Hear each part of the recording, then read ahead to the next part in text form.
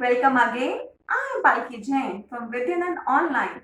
And if you're new to this channel, then let me tell you that we at Vidyanan provide educational resources to the students of class 9 and 10.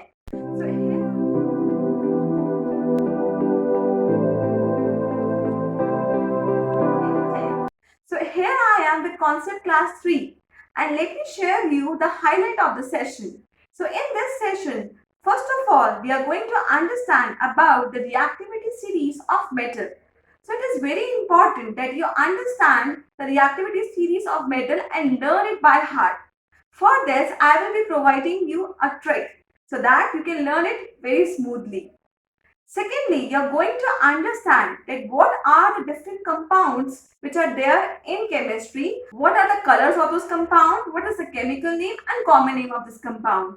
This will make your chemistry look very easier because you will be very much brushed up with your fundamentals before starting with the chapter. So, let's start with that. Right from chapter 1, it is very important कि आपको पता हो कि कौन से metals कितने reactive हैं. Okay, only then you will be able to solve some questions on displacement reaction and so on. So basically इसको याद करने के लिए ना हम लोगों ने एक छोटा सा mnemonic device बनाया है जिसे हम कहेंगे का ना का मेग अल जन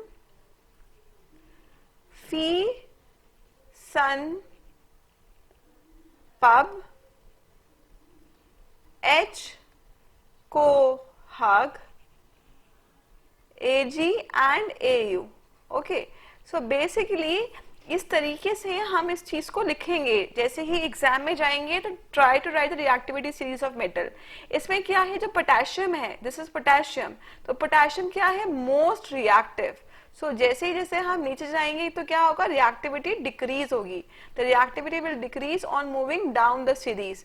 so here AU is for gold, it is least reactive.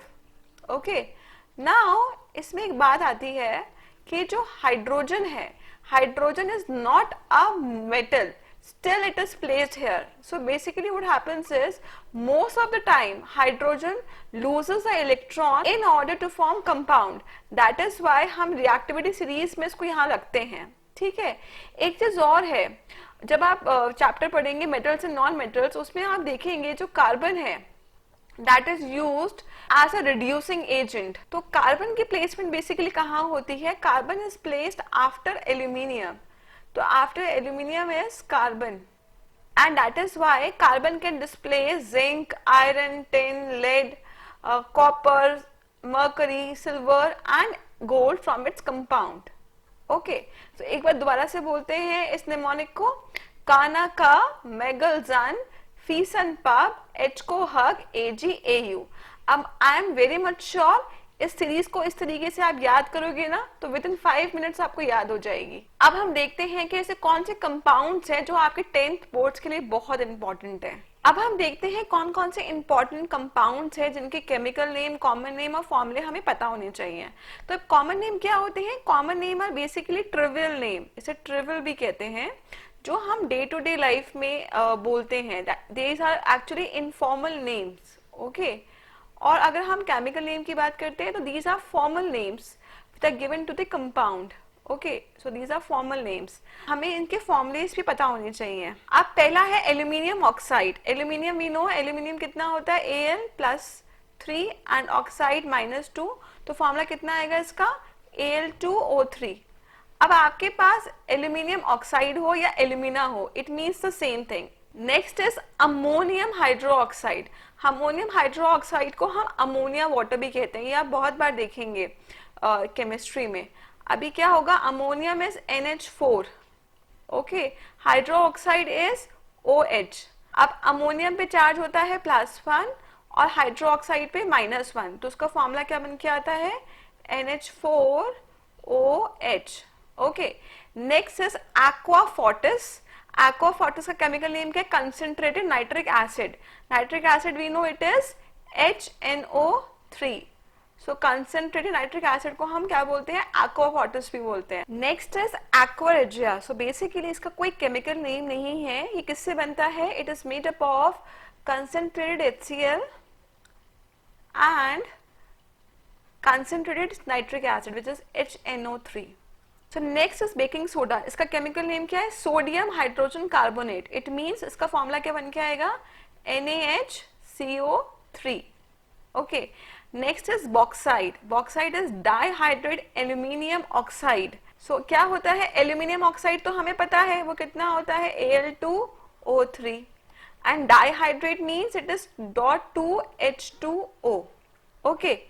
Now next it is blue vitriol. तो ये बहुत important. So we say that copper sulfate is in blue color and that is why इसका name जो है blue vitriol कहते हैं. So इसका chemical name क्या है? पेंटाहाइड्रेट.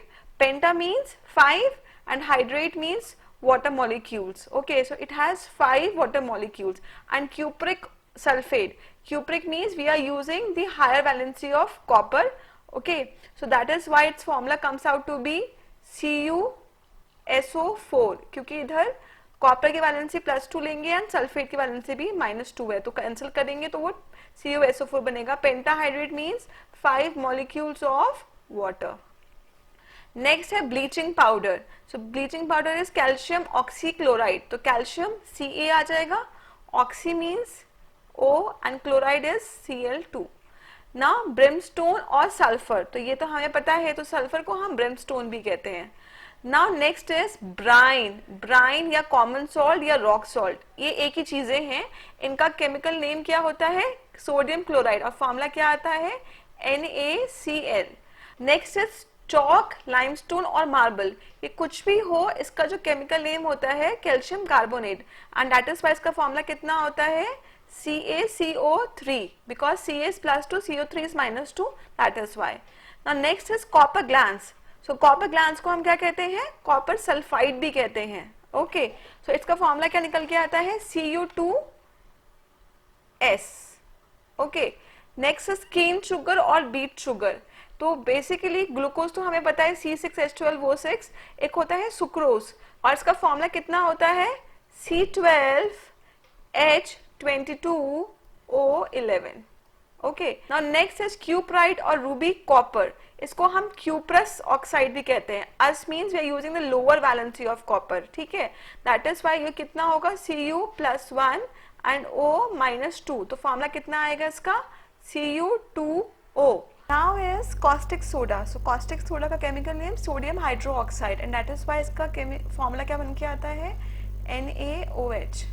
उसके बाद है कॉस्टिक पोटैश. कॉस्टिक पोटैश को पोटेशियम हाइड्रोक्साइड भी कहते हैं, जिसका फॉर्मूला है KOH. नेक्स्ट है जिंक कार्बोनेट. जिंक कार्बोनेट का कॉमन नेम क्या है? कैलामाइन. ठीक है, इसलिए इसका फॉर्मूला क्या आता है? ZnCO3 क्योंकि Zn में +2 और CO3 -2, तो कैंसिल करके ZnCO3. Now dry ice. Dry ice is solid carbon dioxide. तो इसको हम लिखेंगे CO2 और ब्रैकेट में हमने लिखा solid. Okay. Next green vitriol. Again this is very important. तो फेरस सल्फेट के जो क्रिस्टल्स होते हैं that is actually called as green vitriol और वो ग्रीन कलर के होते हैं. उसका फॉर्मूला क्या होता है? FeSO4.7H2O. तो ये बहुत आप पढ़ेंगे चैप्टर नंबर 1 में. जिप्सम. जिप्सम भी it is calcium sulphate dihydrate, इसलिए जो उसका फॉर्मूला बन के आता है वो होता है calcium sulfate is CaSO4, di means 2 and hydrate means 2 molecules of water. Now next is lime और quick lime. ये एक ही चीज है और इसका फॉर्मूला क्या होता है? CaO. अब अगर हम क्विक लाइम को वाटर में डिसॉल्व कर लेते हैं तो क्या बन के आता है? लाइम वाटर या फिर स्लेक लाइम या फिर मिल्क ऑफ लाइम और इसका फॉर्मूला कितना होता है? CaOH2.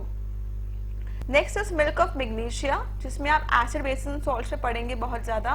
तो इसका फॉर्मूला क्या होता है? Magnesium hydroxide MgOH2. फिर silica. Silica is silicon dioxide. ये आप पढ़ेंगे मेटल्स एंड नॉन मेटल्स में. फॉर्मूला क्या होता है? SiO2. Last is white vitriol. तो जहां भी आपको जिंक सल्फेट के क्रिस्टल्स हो तो आप समझ जाना वो व्हाइट कलर के होंगे. इसका फॉर्मूला कितना होता है? क्योंकि लिख रखा है zinc sulphate, that is why it will be ZnSO4.हेप्टाहाइड्रेट. सो हेप्टा मीन्स 7, तो यहाँ पे हमने लिखा 7 एंड हाइड्रेट मीन्स वाटर, तो H2O. आई होप सो कि आपको ये सारे जितने भी इंपॉर्टेंट कंपाउंड्स मैंने लिखे हैं समझ आ गए होंगे। अब आपको क्या करना है, जहां भी टेबल पे आप पढ़ते हो वहां पे इनकी लिस्ट बना के लगा दो, जिससे कि कभी भी आपको प्रॉब्लम हो तो आप देख सको, कंसल्ट कर सको। और बहुत बार क्वेश्चंस में होता है कि केमिकल नेम दिया जाता है और कभी कभी कॉमन नेम दिया जाता है, तो हमें क्वेश्चन आता तो है सॉल्व करना, पर हमें पता ही नहीं होता कि सपोज उन्होंने अमोनिया वाटर के बारे में बात कर रहे हैं तो it means they are talking about ammonium hydroxide, तभी ये चीज बहुत important. Congratulations! You have completed all the concept classes of Chemistry Class 10. I hope you have understood all the concepts well. Now we are good to go to proceed for chapter number 1, Chemical Reactions and Equations. I have already uploaded my videos on the platform, so you can go through it. And don't forget to write your comments in the comment section. Till then, bye-bye and take care of yourself.